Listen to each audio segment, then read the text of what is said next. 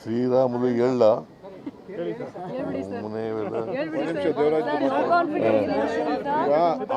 R V Devaraj ಅವರು ಭಾಳ ವರ್ಷದಿಂದ ನಾವೆಲ್ಲ ಒಟ್ಟಿಗೆ ಪಕ್ಷದಲ್ಲಿ ಕೆಲಸ ಮಾಡಿದ್ದೀವಿ.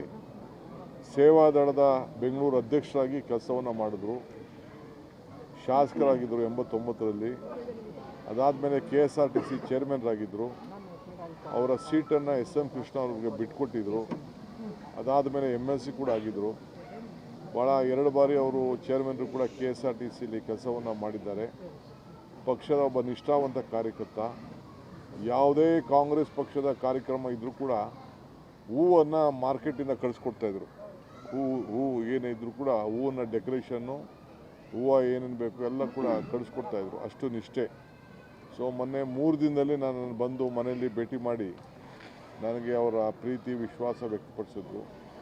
SM ಕೃಷ್ಣರವ್ರದ್ದು 3 ದಿನದ ಹಿಂದೆ ಅವ್ರದ್ದು ಆರಾಧನೆ ಕಾರ್ಯಕ್ರಮ ಇತ್ತು. ಅಲ್ಲಿಗೂ ಕೂಡ ತಿಂಡಿ ಏನೇನು ಅವರ ಆಸೆ ಇತ್ತು ಅದನ್ನೆಲ್ಲ ಎತ್ಕೊಂಡು ಅಲ್ಲೂ ಕೂಡ ಕೊಟ್ಟು ಅವ್ರ ಮನೆಗೂ ಕೂಡ ಹೋಗಿ ಬಂದಿದ್ದರು. ಸೊ ಹಂಗೆ ಭಾಳ ಅಭಿಮಾನ, ಯಾಕೆಂದ್ರೆ ಅವ್ರ ಸೀಟನ್ನು ಅವ್ರು ಬಿಟ್ಕೊಟ್ಟಿದ್ರು. ಸೊ ಹಂಗೆ ಭಾಳ ಪ್ರಬುದ್ಧವಾದಂಥ ಒಬ್ಬ ನಾಯಕ.